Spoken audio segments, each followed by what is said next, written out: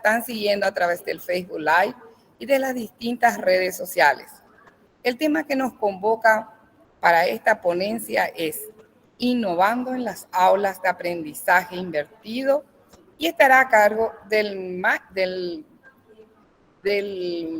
profesor licenciado Alcides Javier Torres Gut. Es director de la carrera de licenciatura en Ciencias Informáticas de la Facultad de Politécnica desde el año 2017. Docente de cátedra Facultad Politécnica, también de la Facultad de Ciencias Económicas y de la Universidad Nacional de Concepción. Actualmente es vicepresidente de la Asociación de Docentes de la Facultad de Politécnica. Forma parte de la Comisión Permanente de Innovación Docente de la UNA y participa en los talleres de capacitaciones con el uso de TICs en las aulas. Es máster en Ciencias de la Información con énfasis en tecnología y es autor de un libro llamado Disminución de la brecha digital, aporte del proyecto PC Mochila. Es profesor de informática, hace tutorías. Con ustedes, nuestro ponente, el profesor Javier Torres Gut. Muchísimas gracias por la invitación. Buenas tardes a todos, buenas noches ya en este caso. Un gusto para mí estar presentando un poquitito lo que venimos haciendo en aula y sobre todo venir a presentar a lo mejor una solución, una herramienta a nuestro docente que necesita innovar, necesita dar un poquitito de respiro de esa presentación de PowerPoint que solemos tener. Entonces ahora venimos a presentar una herramienta que estoy seguro van a aprovechar la gente que no conoce. Es una invitación para empezar a conocer, y la que ya conoce, sacar un poquitito el máximo provecho de ventaja de esta herramienta. Hoy le voy a hablar un poquito de los pros y los contras, y vamos a tener una pequeña introducción a lo que podría ser una herramienta también, y sobre todo el que me quiera escribir al correo electrónico, vamos a pasarle después la presentación y los links donde puede empezar a mirar ya otras herramientas que nos puedan ayudar para este menester. Bueno, el título es muy interesante, Innovando en Aulas. Vengo de un mote que solían decirme mis estudiantes en tiempo de colegio, ¿verdad? El profesor PowerPoint. Bueno, esta es una magnífica oportunidad para que no todos, como en su tiempo me habían ponido el marcante, acá en Paraguay se llama marcante, del profesor PowerPoint. Entonces ahora venimos a contarte de que vamos a tener una alternativa ya al PowerPoint. Objetivo, un poquito definir los términos de lo que es un salón de clase invertido, en inglés Flip Classroom, ¿verdad? Destacar el uso, las ventajas, desventajas, relevancia en cuanto al uso en educación, ¿verdad? También algunas ideas, vamos a compartir algunas herramientas y algunas recomendaciones que es interesante a la hora de irnos a la práctica, ¿verdad? Porque justamente vamos a tener un pantallazo desde la primera visión, y es la primera pregunta. ¿Qué es el salón de clases invertidos o Flipper Classroom? No sé si me escuchan bien ahí, por favor, para tener un retorno. ¿Me escuchan bien? Súper bien, profesor, se le escucha. Genial, espectacular. Bueno, el concepto es un modelo instruccional en el cual la típica clase normal que solemos tener, ahora va a tener una variación interesante. La asignación de trabajos que veníamos haciendo, ahora va a tener un cambio de 180 grados para invertir este tema. ¿Cómo vamos a hacer?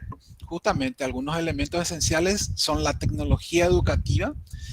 Vamos a fomentar el trabajo colaborativo y el aprendizaje mediante actividades. Interesante, te digo, ¿por qué? Porque voy a contar justamente una anécdota que me pasó cuando empecé a implementar yo este tipo de herramientas, ¿verdad? Cómo fue antes en el PowerPoint y después de la herramienta de la clase invertida. ¿Cómo funciona? Es la pregunta número 2 que tenemos que tener esta tarde. Así que fácil es este tema. Son términos generales, Digo bien, es la preparación de una clase que conlleva a asignar a estudiantes un material audiovisual. Nosotros preparamos un material audiovisual, ponemos, en este caso, ya que estamos nosotros dentro de la UNA, tenemos un día a la semana de clases. Entonces, ¿qué yo hago? Preparo un audiovisual digital, les pongo en su aula virtual. En este caso estamos con la herramienta Classroom. En otra unidad se llama Moodle.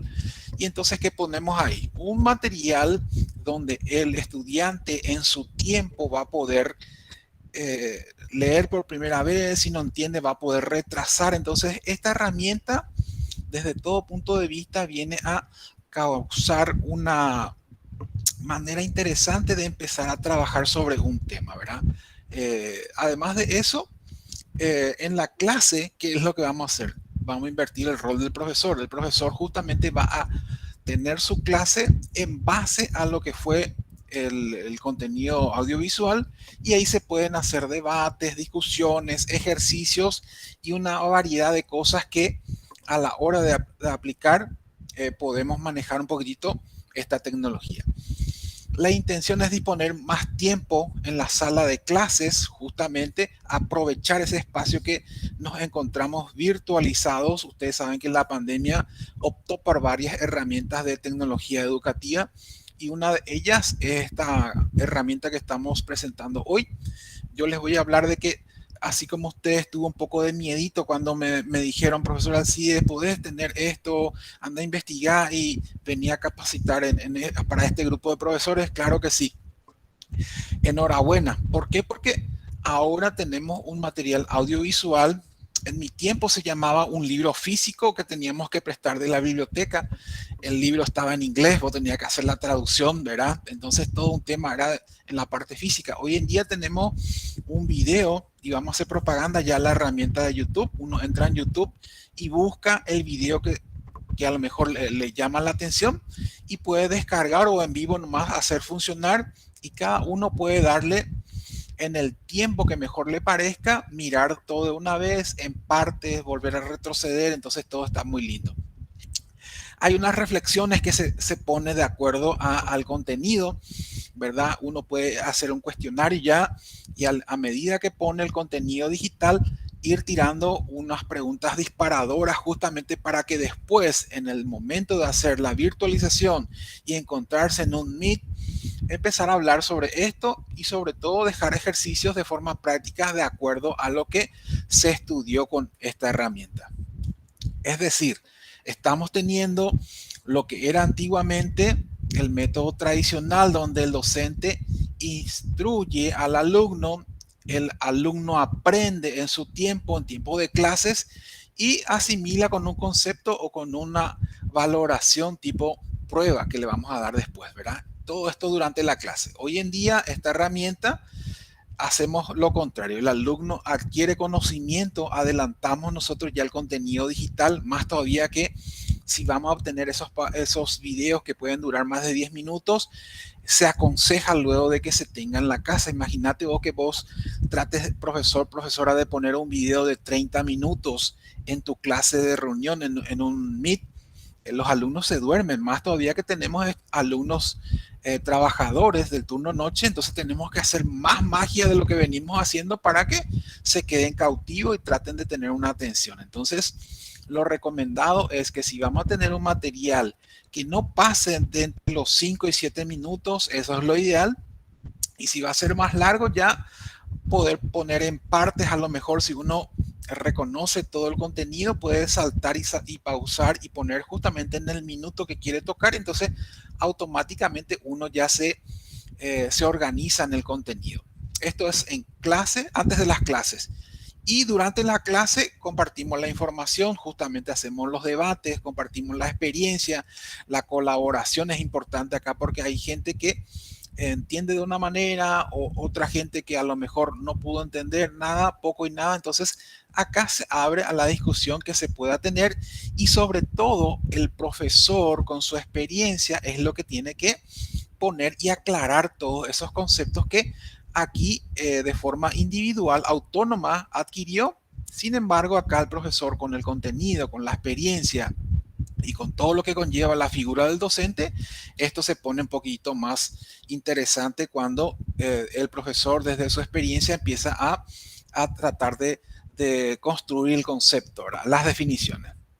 El rol del docente y de estudiante, atiendan bien, justamente las dos visiones. Aula invertida, el docente es guía, facilitador, asigna lectura, los videos, los materiales ponen en la web, ¿verdad? Podemos tener otros diferentes materiales, no solamente texto, audio, perdón, video, podcast también, que es parecido al sonido, ¿verdad? Escuchar sonidos justamente sobre un tema. Entonces, es diferente lo que estamos teniendo como herramienta. ¿Por qué? Porque acá ya vos te podés empapar de más cosas, no solamente el PowerPoint de Alcides que va a estar ahí y es lo único e irrefutable que tiene que estar ahí y es ley, ¿verdad? No, acá se adhiere otros compañeros de trabajo para justamente ir haciendo la construcción de forma colaborativa, todo lo que es el concepto, los ejercicios y los debates, ¿verdad? Entonces, es interesante. El estudiante llega al salón con algo de conocimiento. Eso es importante, profesor, profesora, que estás ahora en esta reunión. Nosotros siempre solemos estilar de que solamente en el día de clases venimos a poner el contenido que va a desarrollarse. Sin embargo, con estas plataformas virtuales, uno puede ir abriendo los contenidos. Vieron que cuando uno prepara su clase, puede abrir en el día. Yo, sin embargo, abro 2 días ya de la clase agendada para los jueves a las 7 de la tarde. Entonces yo los martes o los miércoles ya empiezo a activar las clases. ¿Por qué? Porque yo necesito que el estudiante empiece ya a mirar los trabajos, los contenidos, que empiece a masticar el concepto. Y eso sí, la tarea nomás en el día de la reunión es lo que habilito para dar un poquitito más de espacio para que yo pueda trabajar todo lo que quiero hacer ese día de la reunión y que nadie deje de entender lo que estoy persiguiendo dentro de esa reunión, ¿verdad? En el ambiente tradicional, como decíamos, teníamos que entender un estudiante que le llevábamos de la mano en el paso a paso, teníamos que tratar de medir lo que aprende con una evaluación y eso después recién con una nota se podía esquematizar si entendió o no entendió. Sin embargo, hoy en día esto viene y cambia un poquitito para que nosotros tengamos una mejor referencia. Con esto te estoy invitando, profesor, profesora, a que el profesor pueda cambiar su rol de conferenciante a facilitador y guía. Por eso te digo que acá solamente uno apoya, pone su contenido y va guiando. En este contenido quiero esto y esto y aquello. Siempre tiene que escribirse, ¿verdad? Los ejercicios o las tareas para que en el mejor detalle que uno escriba se entienda mejor lo que está persiguiéndose o sacar la duda de una presentación que a lo mejor en tu ejercicio no estaba del todo desarrollado. Entonces con el profesor acá empezamos a sacar la duda. ¿Por qué? Porque es importante la participación del docente en cuanto a las dudas que se pueda tener para un contenido. Me pasó justamente en un examen que estuve hablando, por dar una idea de lo que son los adaptadores, ¿verdad? De forma general, yo estaba hablando de un adaptador tipo modem que hace la conversión de forma digital analógica. Sin embargo, cuando hice un examen, puse de forma general el concepto de adaptador, entonces la gente se tiró así, los alumnos se tiraron, se volcaron drásticamente a lo que fue la experiencia de esa clase. Sin embargo, yo quise salir de la clase normal y poner un concepto más general, entonces ahí parece que tendría que haber trabajado un poquitito más Alcides para generalizar el concepto. Entonces, es interesante, profesor, profesora, que tengamos esta delicadeza o a lo mejor por falta de experiencia, como te digo, das un contenido, está todo lindo, pero en el examen también tenemos que ser cuidadosos en cuanto a lo que estuvimos trabajando en su contenido para que no haya el famoso, la famosa refutación del estudiante que dice, profesor, tu tema o tu pregunta es muy ambiguo, ¿verdad? Entonces, eso es lo que tenemos que buscar.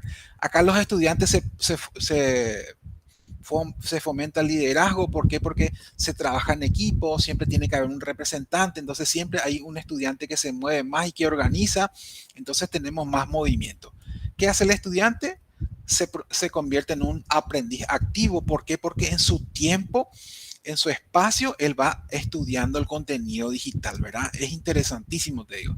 Adquiere una mayor responsabilidad sobre su propio aprendizaje. Justamente, si no lee todo, no va a entender. Entonces, él tiene que ir adecuándose a la agenda de trabajo y se convierte en un líder al dirigir al grupo, ¿verdad? Siempre es interesante trabajar esta parte del liderazgo, más todavía cuando estamos en un ambiente pandémico y parecería ser de que los estudiantes se ponen en el Meet, apagan su video y parecería ser de que al sí está haciendo un periquitoneo, ¿verdad? Entonces yo juego un poquito con ello. Entonces hago una presentación de 2 minutos y bueno, señores, prendan todo su video y vamos a debatir sobre este tema que acabamos de ver. Entonces vos le forzás a ellos para que no estén ahí aparentemente en tu clase y sin embargo vos permitís que la colaboración en cada momento sea participativo, ¿verdad? La accesibilidad al material, a la lección en cualquier lugar y cualquier hora. Por eso te digo, ya si vos estás virtualizando tu materia y estás teniendo un aula virtual, en cualquier momento, las 24 horas del día ya está disponible. El alumno puede ver, leer, escuchar el material asignado cuantas veces desee. Esto es importante, ¿verdad? Porque cuanto más vea, retroceda o vuelva a mirar, entonces ahí tiene un mejor panorama, no en una sola vez que ve el video, la presentación y queda ahí. Justamente, ahora otra parte importante también que traen otras herramientas y que vamos a ver a continuación, una de ellas es que uno puede hacer una reflexión del tema de un video poniendo preguntas en el video, ¿verdad? Es interesantísimo, justamente, no solamente en el video, en su contenido, y uno puede pausar y ligar, sino que al terminar el video, uno, como una herramienta que te voy a mostrar enseguida, uno le puede poner preguntas de selección múltiple o una sola pregunta. Entonces uno puede adecuar el video en su contenido para que eso sea más ameno. Lo que buscamos es la interactividad, ¿verdad? Entonces el profesor se encarga de poner el contenido, pero siempre hay una reflexión o algunas preguntas que van por detrás de esto. Y acá, un excelente recurso, atender profesor o profesora para el estudiante con dificultades de aprendizaje. Entonces, el que es un poquito más lento y que necesita un poco más de cuidado y necesita su tiempo para aprender, acá es autónomo. El estudiante ya en su tiempo tiene que ir viendo y trabajando. De hecho que en el mejor de los casos hay esos estudiantes que se presentan luego. Tuve una situación donde dice, profesor, yo soy fulano de tal, esto fue en la presencialidad antes de la pandemia, soy fulanito de tal y yo tengo un problema de conocimiento, entonces le pido encarecidamente que me ayude a tener este semestre. Y entonces, claro que sí, uno no puede negarse a algo que ya el estudiante viene y se presenta de esta manera, ¿verdad? Claro que sí, hay que acompañar todo esto. Desventajas para el estudiante en este modelo. Era, como decimos, está muy acostumbrado al estudiante presencial, donde viene, se sienta, saca su cuaderno, si saca, apunta, si quiere apuntar, si no apunta, no importa, ¿verdad? Entonces siempre está a la espera del profesor. Sin embargo, otra cosa también puede cuestionar, ¿es necesario o instructivo el Internet? Yo tengo todo en Internet. Exactamente, tenemos del otro lado del estudiante donde es muy pro y entra en www.google.com y empieza a investigar de su cuenta, ¿verdad? Y tenemos también el más pro, que vos le das un tema y automáticamente él ya te tira al día siguiente, profesor, sobre este tema, es aquí, allá, esta es la manera de trabajar. Bueno, el que es investiga. ¿Te cuestiona la herramienta? Claro que es porque estamos en modo, siempre esperamos del profesor, pero acá el aprendizaje se construye desde el estudiante en su tiempo libre. Entonces acá es interesante. La accesibilidad a Internet y a equipos electrónicos, esto también es importante. Si estamos en Asunción del Paraguay, área metropolitana, parecería ser de que a nosotros acá en el centro, en Asunción, no tiene gran impacto la conectividad, pero así a mí me costó o tengo experiencia en Coronel Oviedo, Villarrica, Concepción, esas ciudades que solamente en la parte céntrica tiene conectividad, y vos te vas un poco más en las compañías y ahí no encontramos más que estrellas y lindos atardeceres, pero la conectividad se pierde por ahí. Entonces, importante. sentimiento de inseguridad a realizar tareas de forma diferente a lo acostumbrado. Claro, porque él no sabe si está bien o está mal o no tiene esa experiencia de algún contenido en esta línea. A lo mejor los profesores son muy pocos, claro que sí. Entonces, esa incertidumbre se agarra del estudiante, entonces está bien o está mal y nuevamente empiezan los bombardeos por el WhatsApp. Profesor, ¿me puedes mirar esto aquí, allá? Y uno lo ya con muchas cosas atareadas, más otra vez mirar antes de entregar, entonces le digo, mira, presenta como presenta, no tengas miedo y vamos a evaluar así como está. Total, yo quiero que despierte en vos el tema de que vos vas a investigar, vas a estar leyendo y aprendiendo solo, y después en el debate que vamos a tener en las reuniones, ahí vamos a sacar la duda. Entonces parece que ahí se siente un poco más seguro, ¿verdad? Pero el que viene y te dice, profesor, eso está bien, está mal, mostrame aquí, mostrame allá, no quiero perder el punto. Famoso el estudiante 5 que quiere tener todo bien así detallado y no quiere perder ningún punto, ¿verdad? Para el docente, ¿cuál es el desafío? El desafío para el docente es que debe instruirse en el uso del modelo y equipos necesarios para la práctica. ¿Eso qué quiere decir en español? Que uno tiene que tener su internet, su conectividad, y no solamente se queda con eso, no solamente se queda con el Meet del Classroom. Acá se llama que el profesor tiene que ver una herramienta tipo, bueno, te voy a contar ya cómo, una herramienta donde empieza a grabar su contenido, ¿verdad? Donde uno puede hacer un clic, doble clic, le lleva de la mano cómo puede ir instalando algo. Entonces, este tipo de herramientas uno ya viene como para que el estudiante, perdón, para que el profesor también empiece a mirar otros compañeros de trabajo en la edición de su contenido. ¿Se dan cuenta?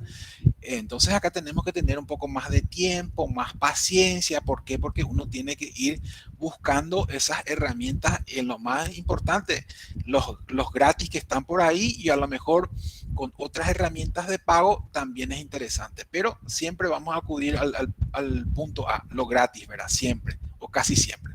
Requiere una preparación y selección cuidadosa, detallar los recursos a utilizarse, claro que sí.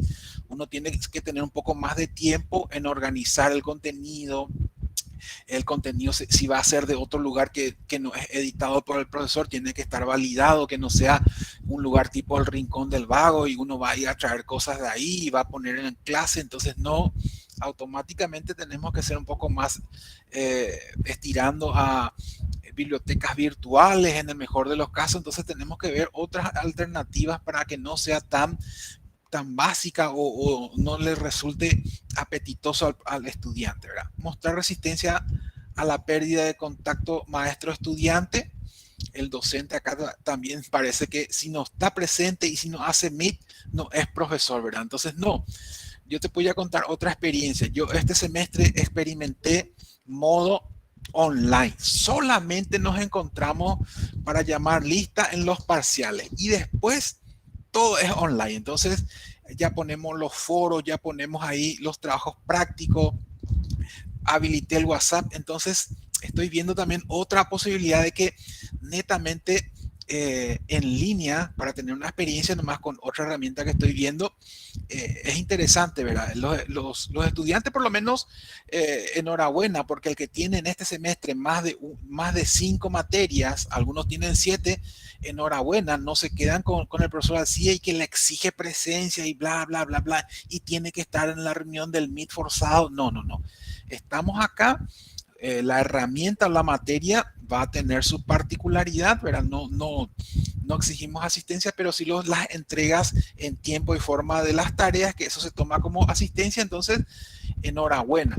Hacemos los Meet cuando desesperadamente no se entiende el contenido o el ejercicio no se encuentra una solución. Entonces, de esa manera estamos teniendo esa experiencia. Interesantísimo, de muchas cosas estamos viendo en esta pandemia. Resistencia a ceder el control del conocimiento. Claro que sí. Nuevamente tengo otra experiencia que viene con un estudiante de un primer semestre que justamente algo delicado en la construcción de un sistema operativo, de la construcción de un sistema a medida. Entonces él viene y te refuta, te dice, profesor, esto es así, esto es así, bla, bla, bla, bla. Y bueno, ¿y de dónde sacaste eso? Y ahí se calla un poquitito porque el internet nomás es su compañero de trabajo. Sin embargo, vos con tu experiencia, vos con todo el contenido, con todo lo que estudiaste, entonces viene y se frena un poco más así cuando te quiere refutar o parece que quiere demostrar que sabe más que el profesor, porque tenemos de esos estudiantes también, entonces vos le decís, bueno, listo, espectacular, decime dónde leíste. Entonces ahí empieza a decir, ah, no, yo busqué en internet. Bueno, como si fuera que es la verdad el internet que él empieza a investigar y lo primero que agarra, eso es para él la ley. Bueno, para ir presentando un poquitito, ya encontramos los pros y los contras, modo estudiante, modo profesor.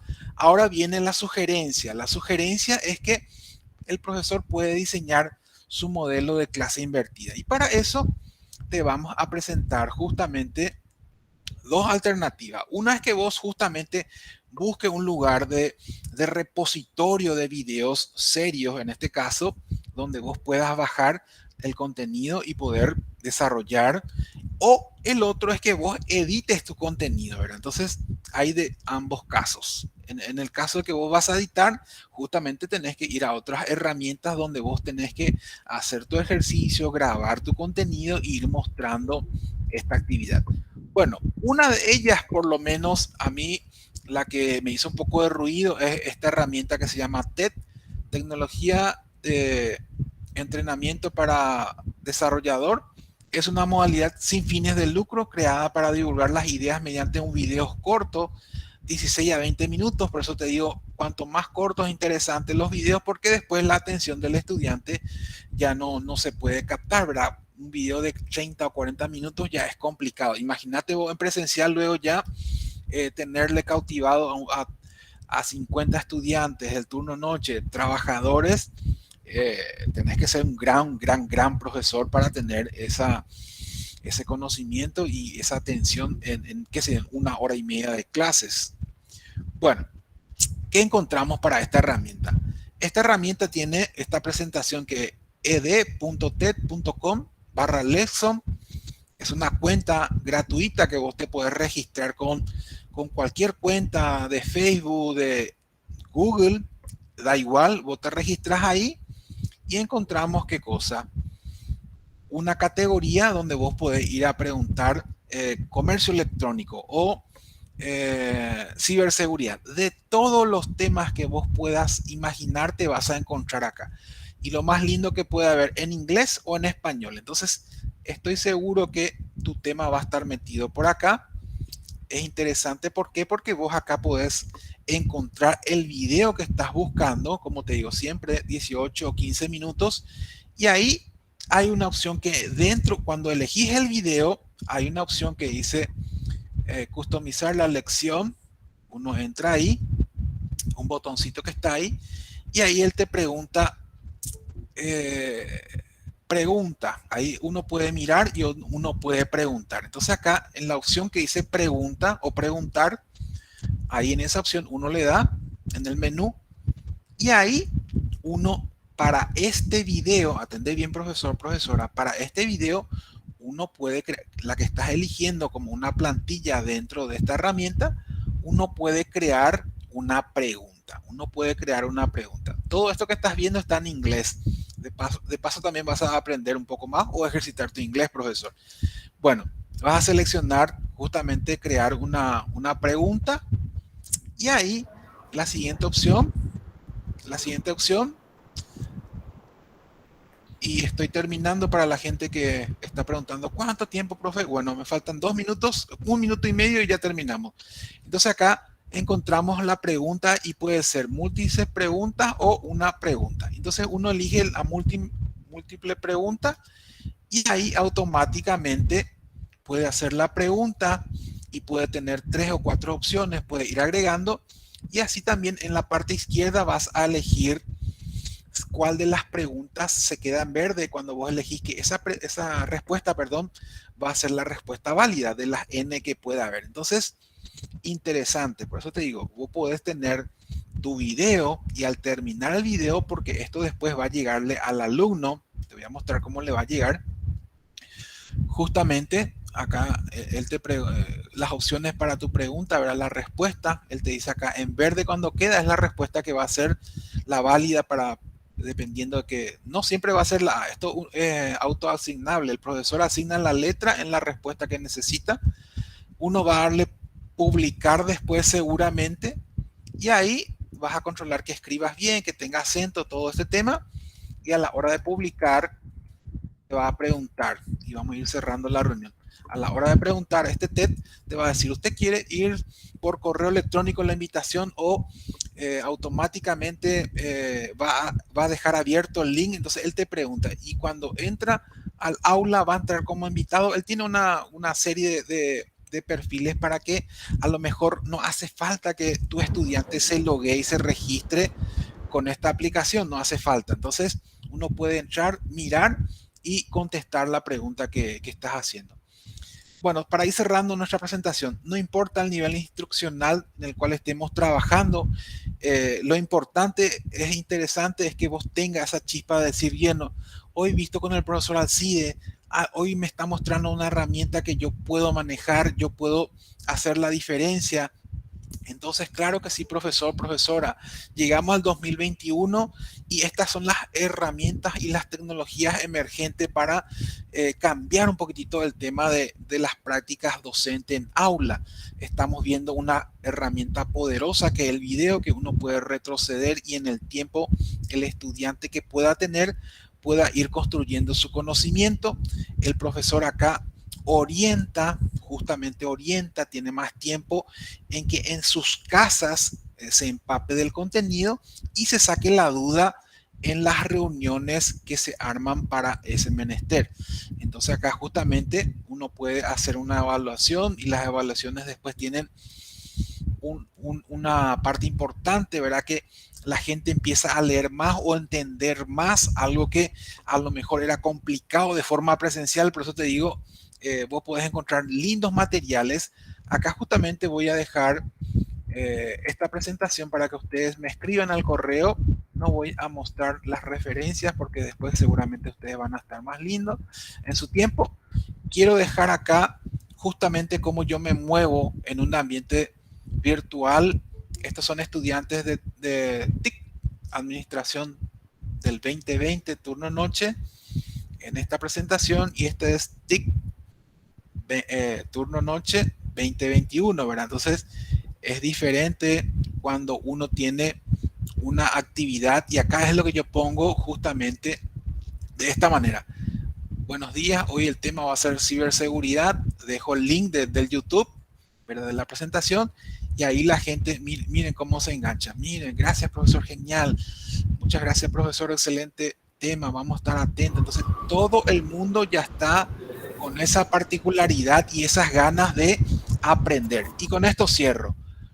Los analfabetos del siglo XXI no serán aquellos que no sepan leer y escribir, sino aquellos que no puedan aprender, desaprender y reaprender.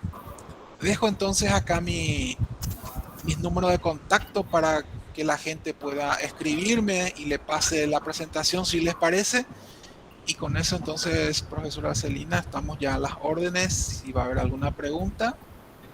Le agradecemos muchísimo, profesor, su presentación. Como cierre de esta brillante presentación llena de aprendizaje e intercambio de experiencias.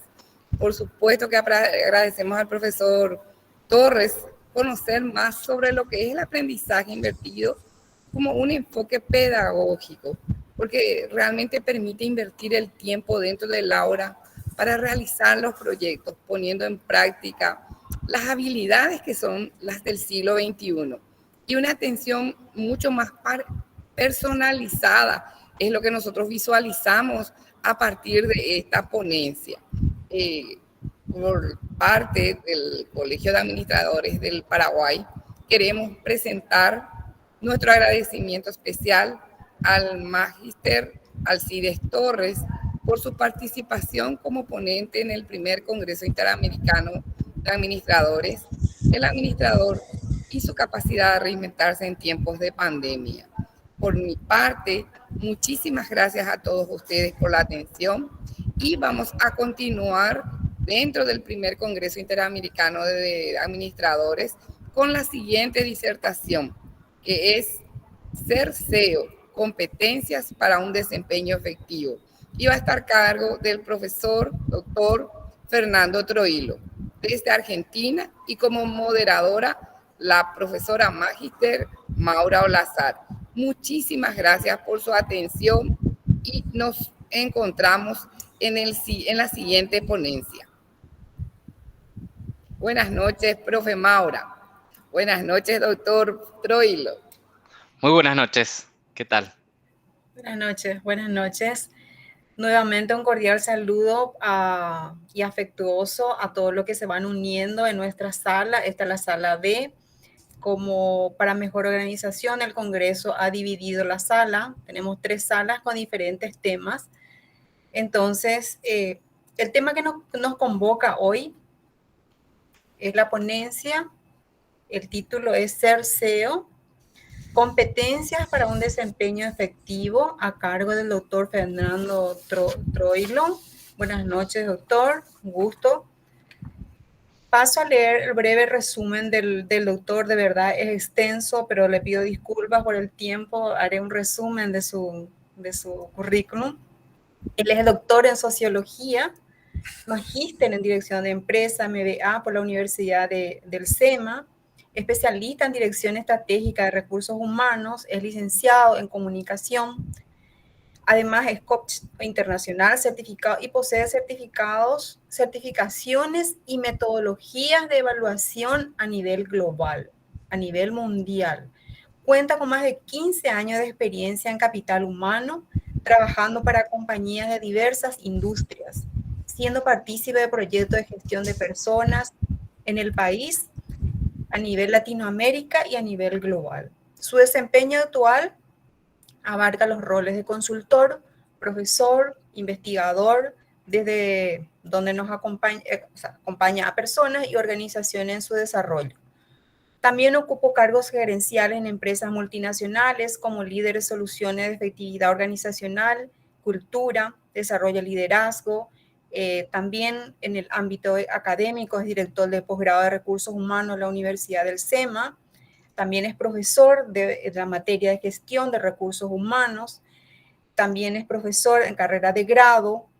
Adicionalmente es profesor de posgrado de la Universidad de Buenos Aires, de Perú, de Uruguay. También ha participado en congresos y foros de recursos humanos a nivel nacional e internacional. Profesor doctor, el auditorio es suyo. Disculpe el tiempo de espera. Usted comprenderá que muchas veces la parte virtual también complica un poco, por eso les pido disculpas una vez más. Queremos escucharlo y todo el auditorio todo suyo. Bueno, Maura, muchísimas gracias por la presentación. Gracias al Colegio de Administradores del Paraguay por esta oportunidad para participar desde Argentina y compartirles el contenido de mi libro y de mi investigación, en definitiva, que hice entrevistando a 30 CEOs de filiales de compañías multinacionales. Y un poco para comentarles, porque mi idea es hacer una charla y de hecho si tienen preguntas y si le van presentando consultas pueden ir escribiéndolas en el chat y al finalizar con Maura conversaremos esas preguntas que tienen. Les quisiera comentar cómo surgió la idea de escribir este libro y de hacer la investigación. Y escribí este libro como producto de una investigación que realicé debido a una idea que tuve desde mi rol como profesional del área de capital humano, que es el área profesional de la que vengo. Al haber acompañado a varios ejecutivos en su desarrollo y al haber observado y reflexionado sobre los factores que intervienen en este proceso de desarrollo, en una carrera ejecutiva, en una carrera gerencial. Y esto me llevó a formular algunas preguntas. La primera pregunta es, ¿cuáles son en definitiva las competencias críticas que necesita hoy un CEO, es decir, un número 1 de una organización para ser efectivo en esta posición? Y por otro lado, ¿cómo influye el contexto externo en la adquisición y desarrollo de estas competencias críticas? ¿Cómo influye también la cultura interna de las organizaciones en la posibilidad de desarrollar estas competencias? ¿Y cuáles son, en concreto, los modos, las maneras de desarrollo y de socialización de estas competencias críticas? Porque si bien existen muchos artículos, notas de opinión y bibliografía, no solo a nivel local, sino a nivel global, sobre temas generales de liderazgo y también sobre temas específicos de competencias directivas y gerenciales, no existen muchos estudios específicos sobre la posición de CEO, es decir, sobre la posición de Chief Executive Officer, es decir, del número 1, del gerente general, del General Manager, Country Manager, Managing Director, es decir, de la manera en que cada organización llame al número 1. Existen muy pocos estudios. De hecho, antes de realizar el mío, averigüé los antecedentes y solamente existían 7 estudios previos, 5 en Estados Unidos, 1 en Australia y otro en India. Así que propongo con este estudio desde Argentina contribuir a iniciar estudios específicos sobre la posición de CEO a nivel local y a nivel regional también en toda Latinoamérica. Así que es un gusto estar también compartiendo este estudio con los colegas de Paraguay. ¿Y por qué centrarnos también en la posición de CEO, en la posición de número 1 de una organización? Es un Congreso Interamericano de Administradores. Sí. Genial, Bien. pero da la Marlene, impresión que sí. Marlene, Hay tres por favor, salas tu abiertas. audio. Marlene, por favor, Marlene Ávila, su audio. Bueno, ahí estamos Marlene con el micrófono activado, son cosas que Sí. pasan en la virtualidad, Ya está. no hay ningún problema, ajustamos ahí sobre la marcha. Bueno, ¿y por qué ocuparnos de esta posición de CEO de número 1? Porque si bien las organizaciones se ocupan en general por indagar, investigar cuáles son las competencias que se necesitan desarrollar para llevar adelante de manera efectiva todas las posiciones, aún más, creo, se hace necesario indagar sobre cuáles son las competencias para llevar adelante la posición de máxima responsabilidad sobre una organización, es decir, sobre el CEO. Y por otro lado, entonces, esta investigación sirve para las organizaciones, para los departamentos de recursos humanos que procuran desarrollar las competencias para todas las posiciones y también para las posiciones de liderazgo, pero también pretendo con este libro que pueda servir de una guía para todos aquellos profesionales que quieran desarrollar una carrera ejecutiva y tengan aspiraciones a ocupar posiciones de gerencia general. Y el primer punto que tuve es decidir de qué manera llevar adelante esta investigación, y fue allí cuando me interesé por hacer un estudio de campo. Entrevisté a 30 CEOs de filiales de compañías multinacionales porque me interesó poder tener la mirada, la palabra directa de cómo ellos se perciben y qué creen los CEOs que deben tener como competencias para desempeñar de manera efectiva esta posición.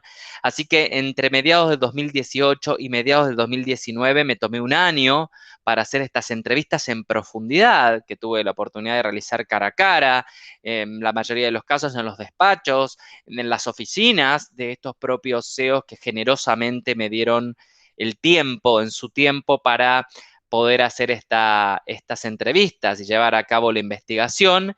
Y a partir de la transcripción de esas entrevistas, utilizando un software, fui codificando los discursos y generando las categorías que me permitieron arribar a conclusiones y resultados que son los que presento en el libro. Entonces, en el libro Ser CEO que escribí, que me publicó Editorial Temas, cada capítulo tiene un eje temático, la transcripción de las entrevistas para que el lector pueda escuchar de primera voz lo que tienen para decir los CEOs, y por otro lado los resultados de la investigación y mis aportes, mis reflexiones tanto teóricas como entremezclando los aspectos conceptuales con los aspectos que surgen del estudio de campo. Lo primero es entender que esta posición de CEO es muy particular, puesto que tiene, podríamos decir, 4 funciones primordiales esta posición. Uno que tiene que ver con detectar dónde están los resultados relevantes para alcanzar en el exterior, y esta es una función primordial del CEO que tiene esta mirada holística integral de la organización, que está relacionado con la función de poder determinar cuáles son los ámbitos competitivos donde va a salir la organización a competir en ese mercado. Por otro lado, poder balancear las prioridades de corto y largo plazo, Y por último, hacer las adaptaciones internas dentro de la organización para hacer frente a ese contexto externo. Entonces, entender estas características propias de la función de SEO también nos van a permitir poder dialogar mejor con los resultados de esta investigación y cuáles son las competencias entonces críticas para llevar adelante estas funciones primordiales de la posición de un SEO, de un número uno de una organización. La primera competencia que surge en relevancia del estudio a la luz de lo que dicen los SEOs es la comunicación y relaciones interpersonales. Es decir, esta competencia de comunicación y relaciones interpersonales resulta, según los SEOs, en la principal para desempeñar con éxito la misión de este rol. Asociada a la habilidad para recibir, transmitir información y generar vínculos, ejercida tanto con la casa matriz como con la operación local y las personas. Pero esta comunicación y relaciones de una manera particular, de manera clara y concisa, con la posibilidad de ajustar el estilo a los diferentes interlocutores y grupos de interés, con el objetivo de construir vínculos cercanos a partir de la escucha. La segunda competencia que surge en criticidad es liderazgo y gestión de personas, asociada a la posibilidad de relacionarse este SEO de manera efectiva con personas diversas y centrarse en el desarrollo de las personas y equipos. Aquí lo particular es, según los SEOs, es muy importante desarrollar la competencia de liderazgo y gestión de personas con foco en desarrollar talento. En tercer lugar, el pensamiento y planificación estratégica relacionada a la capacidad de pensar no solo a corto, sino también a mediano y largo plazo, analizando los problemas con profundidad y estableciendo planes. En cuarto lugar, flexibilidad de adaptación al cambio, vinculada a la necesidad de tomar decisiones de manera flexible ante los cambios imprevistos del entorno. En quinto lugar, la agilidad, fundamentada en la necesidad de decidir cursos de acción conforme a la velocidad en la que ocurren también los cambios en el entorno y poder a tiempo, de una manera evolutiva, dar respuesta a los diferentes interlocutores y distintas demandas que van apareciendo en este entorno cada vez más cambiante e impredecible en la que están hoy las organizaciones.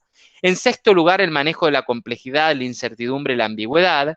En séptimo lugar, la empatía y la inteligencia emocional. En octavo lugar, el conocimiento del mercado y del negocio. En noveno lugar, la resiliencia. En décimo lugar, aprendizaje y vulnerabilidad. Y en lugar número 11, el conocimiento financiero como un conocimiento técnico muy importante y de relevancia para hacer frente a un contexto de mercado muy particular. Bueno, cuando indagué sobre cómo influyen o sobre qué competencias principalmente influye el contexto externo, sobre todo influye en la necesidad de desarrollar esta habilidad de flexibilidad y de adaptación al cambio. Es decir, los SEOs identifican un entorno muy volátil, muy cambiante, muy incierto, muy ambiguo, es decir, que muchas veces identificamos con este acrónimo de VUCA y que otros llaman RUPT, o que otros llaman Bunny, como Jamais Casio, este sociólogo que el año pasado en plena pandemia dijo ya este entorno es Bunny, ¿no? Bunny del inglés de la B de brittle, que significa frágil. Es decir, si hay algo que demostró el entorno último que tuvimos producto de pandemia por COVID, es que existe mucha fragilidad y que nuestras organizaciones y nuestra humanidad es muy frágil ante los vaivenes del entorno y por este motivo se hace necesario desarrollar flexibilidad y adaptación al cambio.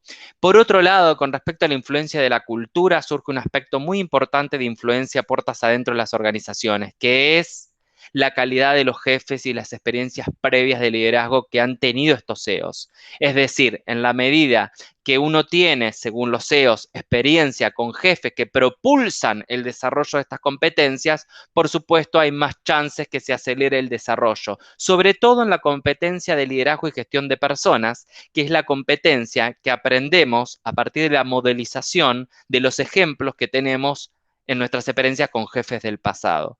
Y también es muy importante, según los SEOs, las experiencias previas conformando equipos de trabajo. Es decir, sin lugar a dudas, las experiencias que tenemos y que vamos cosechando en nuestras trayectorias profesionales, trabajando con distintas personas, también hacen que podamos desarrollar o no estas 11 competencias críticas.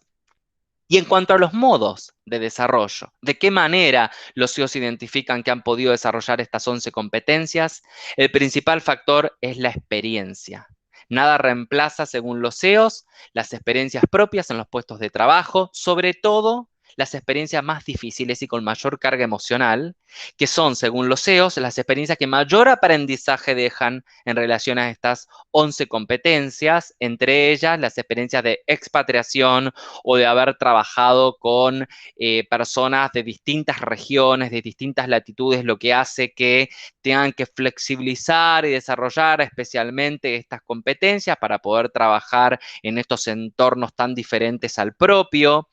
También citan los CEOs las experiencias de haber tenido un mentor, es decir, en algún momento de sus trayectorias laborales a una persona con mayor experiencia que los ha guiado y que los ha propulsado, especialmente en alguna de estas competencias en particular. Es decir, la figura de haber encontrado a alguien como guía es muy importante para el desarrollo de estas 11 competencias. Y también mencionan los CEOs la importancia de participar en cámaras, en grupos con otros CEOs, es decir, del aprendizaje que se genera con otros pares CEOs, es muy importante para seguir desarrollando estas competencias. Un aspecto importante y que me gustaría también traer a la mesa, dado que estamos en un ámbito académico, es que cuando les pregunté o indagué sobre cómo pensaban que habían influido sus carreras de base, es decir, sus experiencias universitarias, en un 95% aproximadamente no han percibido alineamiento entre la carrera de base y estas 11 competencias críticas que nombré.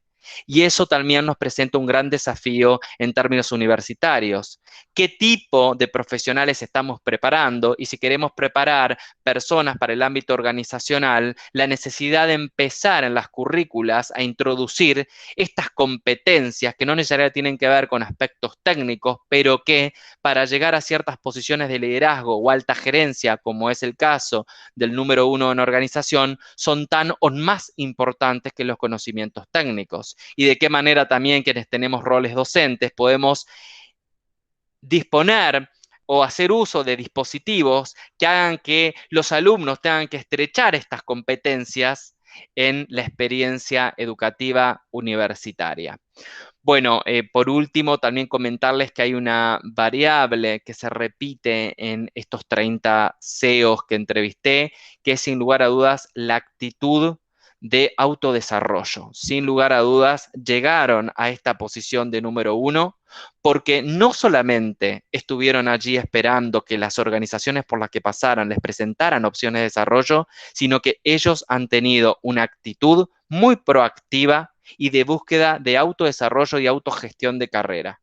Y esto también marca como un aspecto muy importante la actitud como un aspecto central que puede propulsar de una manera más acelerada y eficiente una carrera en un ejecutivo versus en otro profesional que no tiene esta actitud de autodesarrollo. Esto marca mucho la diferencia en el desarrollo de carrera, por lo menos así se ve en este estudio. Bueno, surgen innumerables, infinitas líneas nuevas de investigación a partir de este estudio que realicé. Por supuesto, seguir haciendo estudios sobre CEOs de multinacionales, pero también hacer estudios sobre número 1 de compañías nacionales, de hacer estudios comparativos entre CEOs de una locación con los de otros países. Bueno, ojalá que este estudio que lancé desde Argentina pueda servir de base para nuevos estudios sobre la posición de SEO en otros países de la región y que podamos abrir desde el Cono Sur un faro de investigación sobre SEOs para todo el mundo. Bueno, muchísimas gracias. Después de este momento expositivo, desde ya si hay alguna pregunta, comentario, consulta, aquí estoy abierto a conversar. Muchas gracias. De verdad, profesor, es apasionante su tema. Hay muchas cosas por decir, lastimosamente no disponemos todo el tiempo, pero no quiero dejar pasar el tiempo de hacerle llegar una pregunta que es estratégico. ¿Cómo ser un buen SEO? Bueno, ¿cómo ser un buen SEO? Dirían los SEOs que entrevisté. Voy a tratar de responder desde la investigación, ¿no? Con los datos. Un poco lo que me propuse, tratar de empezar a iniciar estudios que tengan que ver con dar respuestas desde la investigación en el campo. Dirían los SEOs, darle mucha importancia a la comunicación y las relaciones interpersonales. A medida que uno va aumentando en posiciones en complejidad, los aspectos técnicos van decreyendo en importancia y evidentemente cobran mayor importancia los aspectos relacionales. De hecho, la situación de crisis que hemos vivido todos en pandemia por el COVID ha puesto muy de manifiesto que han sido mucho más efectivos aquellos CEOs que han tenido una comunicación mucho más cercana, no solamente hacia el exterior y hacia sus casas matrices, en el caso de las compañías multinacionales, sino una comunicación y relaciones interpersonales cercana, clara y efectiva, puertas adentro, hacia los colaboradores. Y otra cuestión, ¿cómo ser un CEO efectivo? Partiendo, como han hecho estos 30 CEOs, de una actitud de búsqueda de su propio autodesarrollo, a partir del autoconocimiento. Para ser un buen CEO, lo primero que tenemos que saber es cómo estamos nosotros en relación a estas 11 competencias. Cómo está nuestra calidad en nuestras conversaciones, en nuestras comunicaciones y relaciones interpersonales. Si estamos abiertos a la flexibilidad y adaptarnos al cambio. ¿Cuán abiertos somos a los cambios? Por otro lado, ¿cómo nos adaptamos cuando sucede un cambio? ¿Cómo empatizamos o no con el otro? Si somos resilientes o no ante la adversidad, si vemos la adversidad como una oportunidad de desarrollo o como una amenaza. Bueno, esta primera reflexión y autoconocimiento diría que es el primer paso para ser un buen CEO. Doctor, otro tema. Usted había mencionado sobre la importancia de la gestión de personas, ¿verdad? Uh-huh. ¿Cómo el CEO, cómo acompaña el CEO el negocio de la empresa desde la gestión de las personas para poder lograr los resultados esperados de toda organización? O sea, tiene un compromiso enorme. Sí, yo creo que sin lugar a dudas los CEOs ponen de manifiesto esta necesidad de desarrollar talento. Bueno, el CEO trabaja también a través del directorio, de los directores que le reportan a él. Entonces, sin lugar a dudas que ahí hay un compromiso sobre todo con este equipo del CEO seguir siendo un mentor para ese equipo, para ese board de directores con quienes interactúa y logra hacer a través de ellos también. Entonces, sin lugar a dudas, el acento está en que el CEO nunca pierda de vista también esa misión que tiene de seguir desarrollando personas y en su cercanía, digamos, más próxima a ese cuerpo de directores que le reportan a él, porque sin lugar a dudas va a depender muchísimo los resultados de la organización de la calidad que tenga ese CEO para desarrollar y seguir propulsando el desarrollo de habilidades y competencias en ese equipo que hoy lidera como CEO. Excelente, profesor, súper. Bueno, entonces como cierre esta brillante presentación, doctor, llena de aprendizaje e intercambio de experiencia, agradecemos en su persona al doctor Fernando Troilo por su presentación en el primer Congreso Interamericano de Administradores, el administrador y su capacidad de reinventarse en tiempos de pandemia. También presentamos un agradecimiento especial por su participación como ponente en el primer Congreso Interamericano de Administradores, él con el tema Administración, el administrador y su capacidad de reinventarse en tiempo de pandemia, dictada el 3 y el 4 de noviembre. En nombre del Colegio de Administradores del Paraguay, muchísimas gracias, doctor, por su tiempo y lo aguardamos prontamente en otro evento. Claro que sí, ojalá que haya nuevas oportunidades de seguir dialogando. Me permito nuevamente agradecer al Colegio de Administradores del Paraguay, un placer enorme estar compartiendo. Muchísimas gracias, Maura, por moderar este espacio. También agradecerle a Gladys Paiva por la invitación a participar de este primer congreso. Y bueno, desearles a todos que tengan un muy buen fin de año.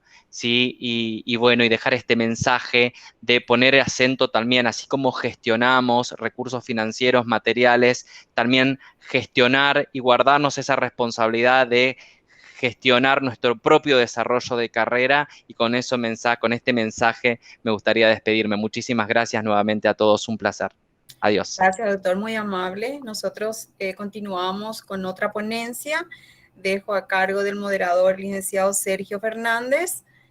Estará acompañándole a la doctora Patria Fernández de República Dominicana. Sergio Fernández, adelante.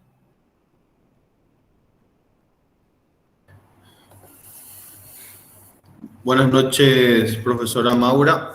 Diego Capello soy yo, voy a estar Diego, moderando la perdón. profe Pati. Diego. Pequeño cambio. Sí. Bueno, gracias, profe Maura, muy amable. Buenas noches, Patria. Siguiendo un poquito con nuestro Congreso Interamericano. Buenas, Maura, perdón. Buenas. No quería dejar, discúlpeme, maestro, no quería dejar de saludar a esa querida hermana de tantos años. Mi cariño y mi aprecio para ti, Maura. Saludos, gracias. Muchas gracias.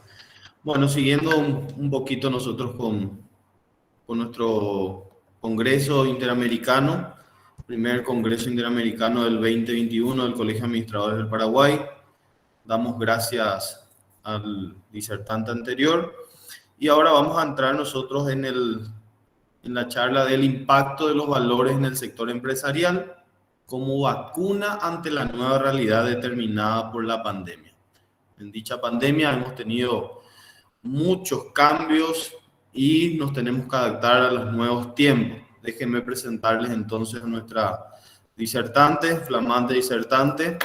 Ella es licenciada en Administración de Empresas Públicas, es licenciada en Psicología, tiene una mención organizacional, una maestría en Mercadotecnia, tiene un máster doctoral en Psicología Educativa y Desarrollo Humano a través de la Universidad de Valencia de España. También posee doctor honor causa en Administración por la Universidad de Andrés Bello, El Salvador, en Educación, otorgado también por el desarrollo de la calidad educativa, otorgado por el Colegio de Estudio de Posgrado en la Ciudad de México.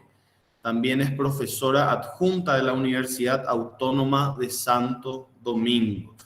Reconocida por el Senado de la República Dominicana en el 2005 por su labor académica y social en bien del país de la República Dominicana. También es reconocida como visitante distinguida por el alcalde de la municipalidad de Aybonito, de Puerto Rico. También fue gerente de recursos humanos y gerente del Departamento de Reforma y Modernización del Banco Agrícola de la República Dominicana. Con mucho gusto le presento a la profesora Patria, que nos va a estar hablando seguidamente de su tema. Profesora doctora Patria Fernández, todo tuyo el público. Muchas gracias. Gracias a usted, maestro. No veo muy bien. Sergio. Diego, perdón. No se identifica bien, discúlpeme. No, Diego Capello, gracias por esa presentación. Bueno, buenas noches a todos y todas, distinguidos estudiantes que todos están conectados. En mi calidad de presidenta de la organización de la Unión Nacional de Profesionales de Administración y como directora del capítulo del Observatorio Mundial de Administración, quiero saludarlos a todos. Dicho capítulo, con relación al Observatorio Mundial, su coordinador general es el maestro Alejandro Chirino Sierra, a quien quiero darle las gracias, y a todos los directores del Observatorio Mundial. Felicitar a la presidenta de este Colegio de Administradores del Paraguay, Gladys Paiva, y al equipo organizador de este evento. Gracias a todos por esa invitación. Saludar de toda manera a los amigos, hermanos, colegas latinoamericanos que hoy estamos conectados. Pues bien, a mí me interesa, en esta ocasión, comienzo a hablar más bien, no como una conferencia, sino como una reflexión en estos tiempos de pandemia.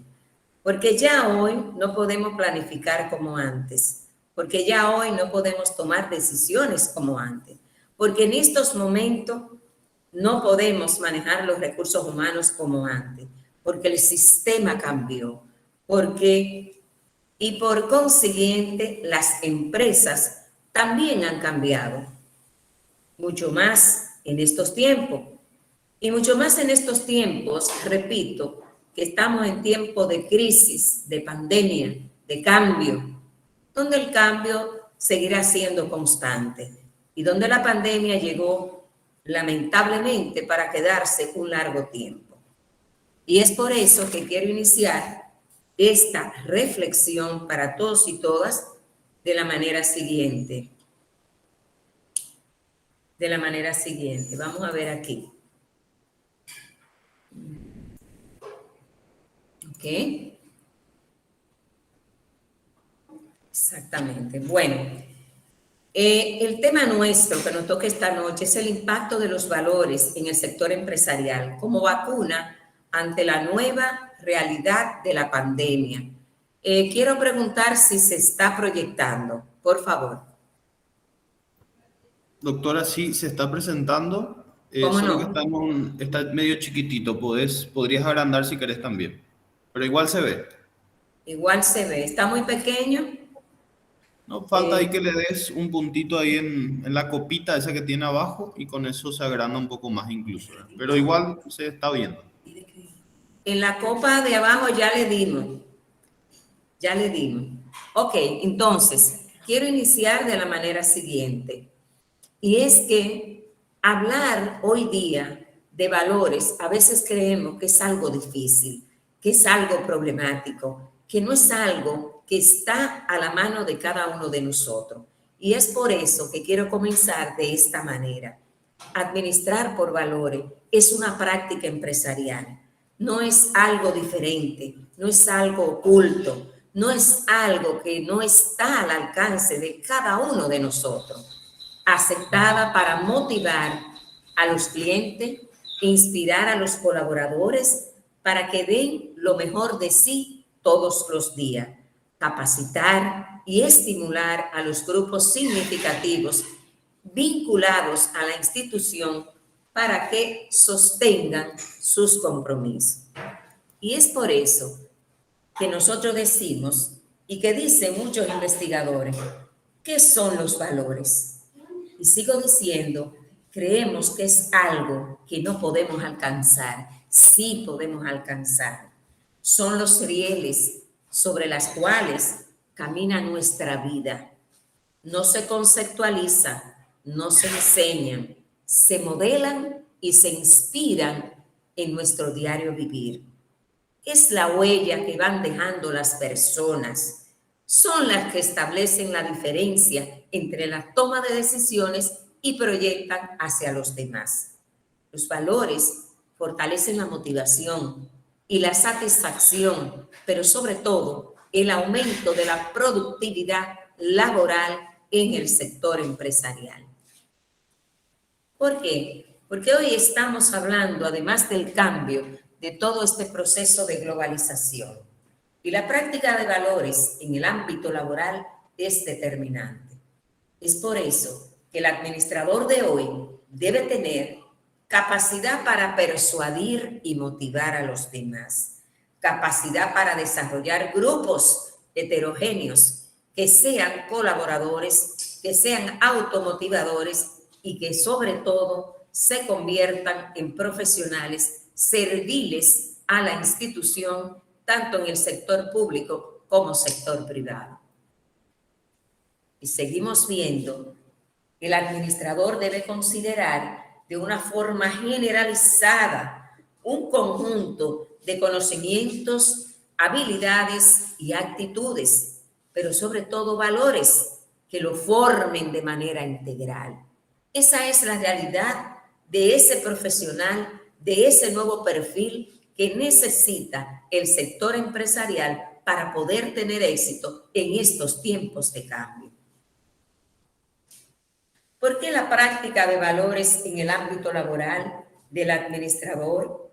Porque tiene el administrador, el profesional de la administración, tiene un compromiso personal y social.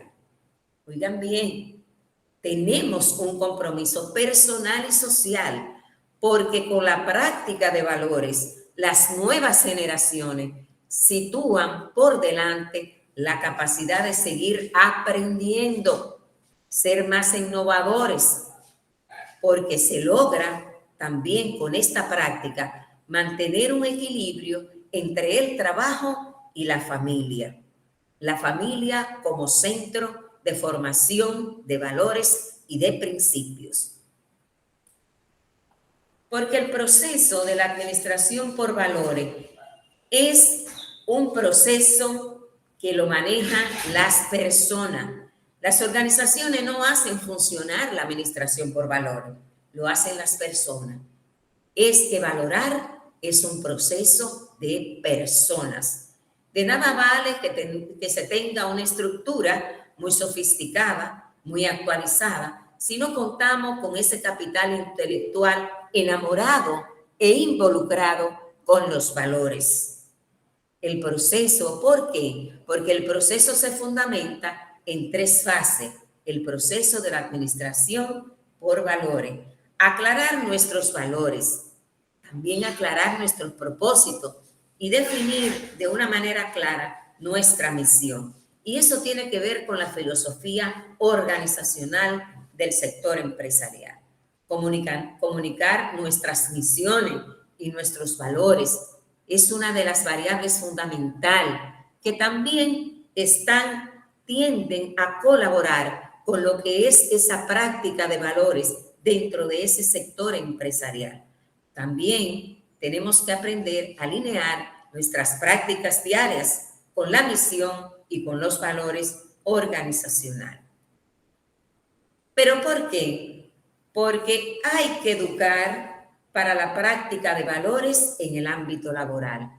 Se requiere un proceso de educación permanente. ¿Por qué? Porque los valores tienen que ver con las personas. Disculpe que le moleste, señora, que está presentando. No corre su PowerPoint, no corren las imágenes. Oh, Dios mío. Un momentito. Vamos a ver. Y ahora, bueno, vamos a dejarlo ahí. ¿Ahora le parece bien? Sí, doctora, ahí ya está corriendo. Muchas gracias. Sí, cómo no, me disculpan, pero yo estoy aquí para seguir colaborando con ustedes y que me vayan diciendo, porque aquí no veo nada, solamente veo la pantalla. Ok, bueno, vamos ahora sí. Estábamos hablando de esto, de lo que es el proceso de la administración por valores. ¿Se vio bien? Estábamos hablando por qué la práctica de valores en el ámbito laboral. Porque el administrador tiene un compromiso personal y social. Porque con la práctica de valores, las nuevas generaciones sitúan por delante la capacidad de seguir aprendiendo a aprender. Y porque se logra también con esto mantener un equilibrio entre el trabajo y la familia. Ok, hablamos de esta parte que tiene que ver que la administración por valores es la práctica realizada por las personas. Las hacen las personas. Es que valorar es un proceso de personas, no tanto de institución. De nada vale, decía, que se tenga una estructura muy sofisticada si no contamos con un capital intelectual adecuado, enamorado con los valores. ¿Por qué? Porque en la práctica de valores en el ámbito laboral tenemos que educar a ese personal que tenemos, valorar todas esas acciones del diario vivir que tienen que ver con el desempeño de las personas en el ámbito laboral. Y uno de esos valores es respeto. El respeto es uno de los valores que más tenemos que practicar, respetar a los demás, crear una responsabilidad que es un precioso atributo humano, crearle confianza, una creencia, una fe, tener integridad, tener rectitud, ser auténtico, ser vertical, desarrollar procesos de honestidad, decencia, predicar con el ejemplo. Todos esos valores podemos practicarlo, podemos llevarlo a lo que es el sector empresarial y en todos los momentos en los que nos dé la vida para desenvolvernos. Pero además de eso, la firmeza tiene que ver con el carácter y el orden es una práctica que nos permite ganar y racionalizar el tiempo. De igual manera, seguimos aplicando práctica de valores en el ámbito laboral con relación a lo que es la honradez. Aquellas personas que no tienen, que no la practican, es totalmente dañina. El compromiso que tenemos que tener humano y con el medio ambiente, la modestia, la humildad, la nobleza, es otro de los valores sublimes de bondad, de moral, de limpieza de conciencia y de decisión, que es la capacidad de tu poder actuar. Es por eso que seguimos viendo de qué forma en el ámbito laboral, a través de la cooperación, podemos practicar valores. La solidaridad es una acción social y humana. La disciplina que va acompañada con el orden. Todo eso son valores que existen en ti como persona, como ser humano. La coordinación, cómo podemos promoverla. En las empresas se trabaja en equipo. Nadie tiene éxito solo, jamás lo vas a tener. La persuasión es un bello don humano acompañado de un carisma y sobre todo ser tolerante. Necesitamos ser tolerantes en cada uno de los pasos que vamos dando, porque para el éxito empresarial se requiere de un líder resiliente, de ese perfil, de ese gerente, de ese director, de ese administrador, que se convierta en un líder resiliente, porque son personas realistas, son más exactos, son más flexibles y cometen menos errores, producto de la formación que tienen en base a lo que son los valores. ¿Por qué necesitamos un líder resiliente? Para romper los paradigmas que hoy nos siguen amenazando y que no nos permiten aplicar quizás práctica de valores. Y dice Arthur, ¿qué son los paradigmas? Los paradigmas son un componente universal del pensamiento humano. Siempre están presentes en sí mismos y no son peligrosos. El problema no radica en la existencia de estos modelos ideales subconscientes, sino en las limitaciones que cada uno de nosotros permite que ellos impongan. Porque tú como ser humano, tú puedes tener éxito y tú puedes eliminar cosas que a ti no te favorecen en términos de aprendizaje. Porque la globalización, necesitamos empresas que sean flexibles, que sean adaptables a los tiempos, pero que rápidamente comiencen a desarrollar valores, que es lo que estamos viviendo hoy día. Y seguimos viendo cómo la globalización, en estos procesos, necesitamos tener administradores con capacidad para persuadir, para motivar, capacidad para desarrollar grupos heterogéneos y colaboradores, autores, motivadores y que sean serviciales. Seguimos viendo. Caminar hacia un nuevo liderazgo. ¿Por qué? Podemos hacernos varias preguntas, pero solamente me voy a focalizar en estas tres. Caminar hacia un nuevo liderazgo. Debo determinar, para poder caminar firme, qué información debo tener antes de actuar. ¿Cómo convierto este conocimiento en acciones eficaces? ¿Y cómo logro la implicación en los proyectos de todo lo que es la organización? Y ahí comenzamos a practicar valores. Estamos hablando de equipo y estamos hablando de identificación con la empresa. Es por eso que el liderazgo en tiempo de cambio requiere de un liderazgo en un mundo contemporáneo que esté vinculado, que tenga desarrollado una inteligencia emocional adecuada, porque eso es muy importante. Tú no puedes dar lo que tú no tienes. Si tú no tienes amor, no vas a dar amor. Nadie, señores, da lo que no tiene. Y es por eso que seguimos viendo que ese liderazgo de ese profesional que necesitamos hoy día tiene que manejarse en varias dimensiones. En la dimensión del plano individual, identificar, evaluar y aumentar elementos que tienen que ver con la inteligencia emocional. También tiene que trabajar en lo que es la dimensión grupal, afinar dinámicas interpersonales. De ahí se va trabajando también en esos grupos sobre la inteligencia emocional y la creencia y lo que necesita la empresa para tener éxito. Y en el plano organizacional, revisa la jerarquía de valores para dar prioridad a esos procesos de inteligencia emocional. Es por eso que el líder resiliente es aquel que tiene una capacidad para enfrentar la adversidad, lograr adaptarse bien a las tragedias y a los traumas y a las amenazas, que es, señores, lo que estamos viviendo hoy día. Y es por eso la necesidad de tener personas preparadas que asimilen estos procesos de cambio, pero que se envuelvan con los valores. Característica de los líderes resilientes, seguimos viendo, aceptan su realidad, tienen una profunda creencia de que la vida tiene sentido, tienen una capacidad para mejorar cosas, son optimistas, son realistas y no practican cosas que no sean alcanzables.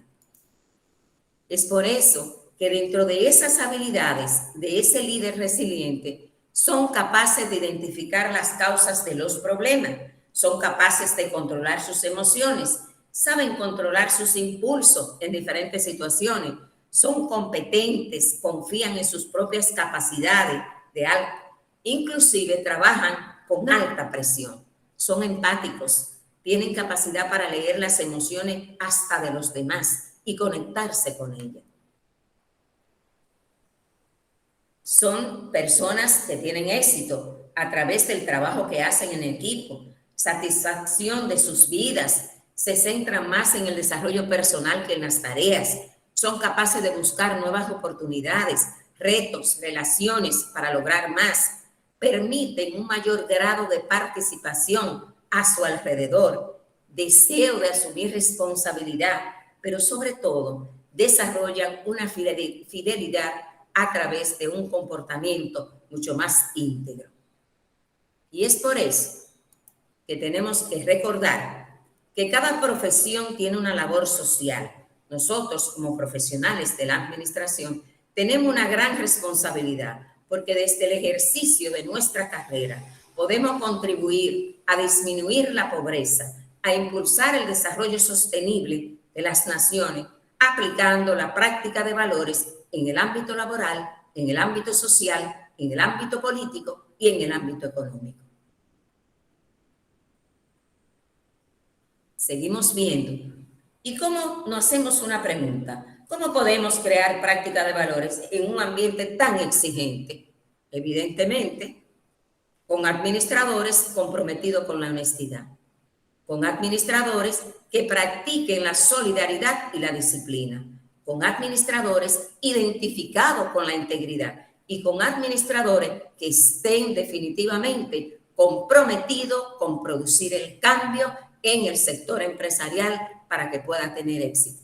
Y es por eso que la práctica de valores representa en estos tiempos una vacuna determinante para tener el éxito empresarial. Condiciones para cumplir con esta práctica: vamos a crear un ambiente justo y equitativo en los lugares de trabajo, involucramiento de los empleados con los recursos clave.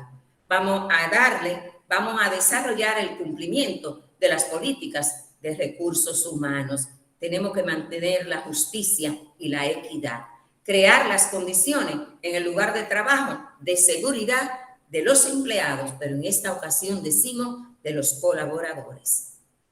Y es por eso. ¿Por qué? Porque los administradores en la práctica de valores deben desarrollar todas estas actitudes: aprendizaje permanente, cuidado del ambiente, disposición de trabajo, tener una capacidad para plantear, emprendedor, ser receptivo, ser humanitario, motivar la autoestima y la imagen de la estabilidad emocional. Es por eso que, de acuerdo a lo que plantea Ken Blanchett, él nos dice que el éxito empresarial verdadero no proviene de proclamar los valores, sino de ponerlo en práctica todos los días de nuestras vidas. Y finalmente, quiero dejar este mensaje a ustedes, los que están en ese proceso de desarrollo. Si no escuchas tu voz interior, si no dominas tu yo, Si tu visión no alcanza a ver la inmensidad del universo, no experimentará la agonía del fracaso, ni mucho menos el éxtasis del éxito. Finalmente, muchas gracias. Gracias del alma y gracias por invitarme.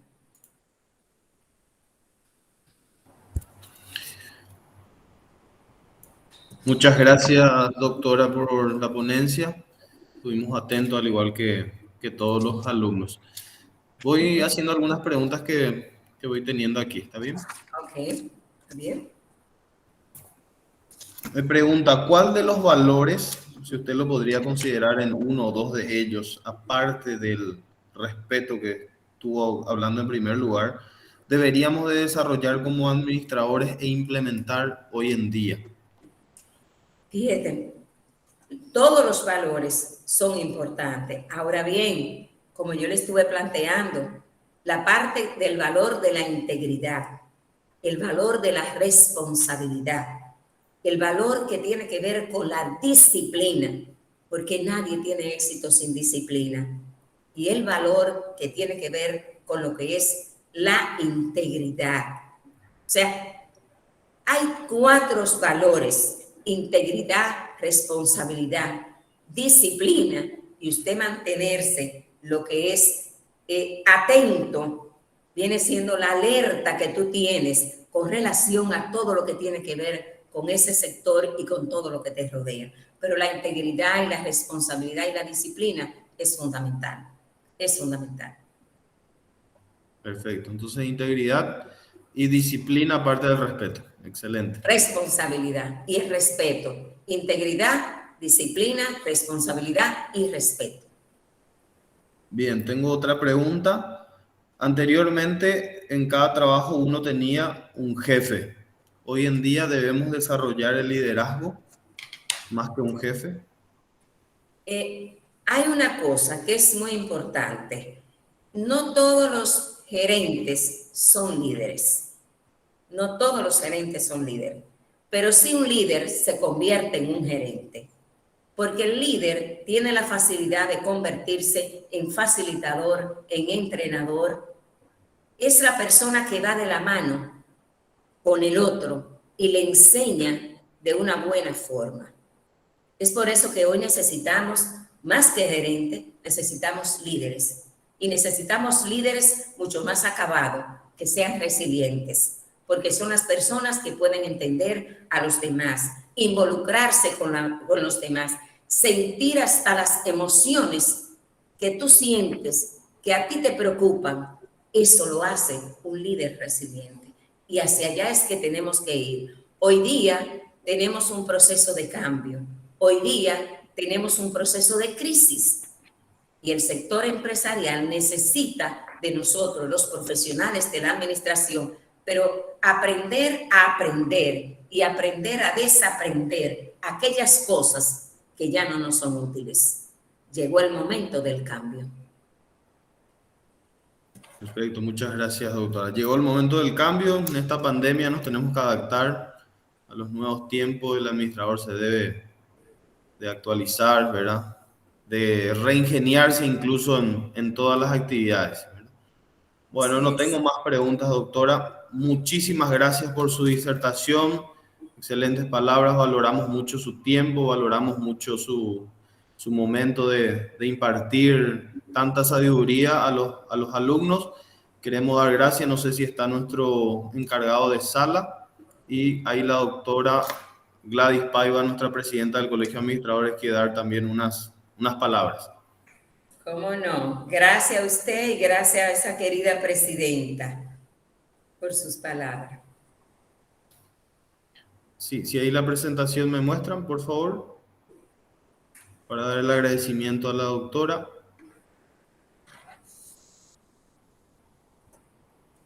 Mientras tanto, queremos dar las gracias a todos nuestros auspiciantes que han hecho posible la realización de este congreso internacional. Y acá darle un agradecimiento especial a la doctora Patricia Fernández por su participación como ponente en el primer Congreso Interamericano de Administradores. con el lema "El administrador y su capacidad de reinventarse en tiempos de pandemia", dictado el 3 y 4 de noviembre del año 2021, firma la presidenta del Colegio de Administradores del Paraguay, Gladys Paiva. Muchísimas gracias, doctora Patricia. Gracias a usted nuevamente, gracias al colegio y gracias a la presidenta por la invitación. Gracias a todos por haber escuchado. Esperamos haber suplido las expectativas que cada uno de ustedes tenía. Gracias por escuchar. Muchas gracias. Seguimos mañana con más disertaciones en el mismo horario que hemos iniciado hoy. Hasta luego. Buenas noches. Bye, bye. Hasta luego, doctora. Bendiciones. Bueno.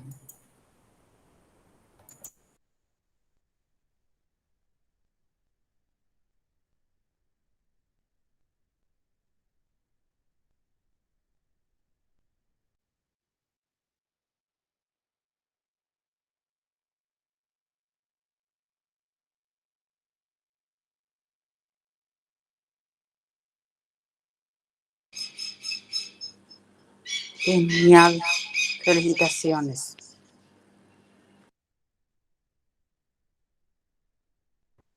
Muchísimas gracias. Ya salió también la doctora. Gracias.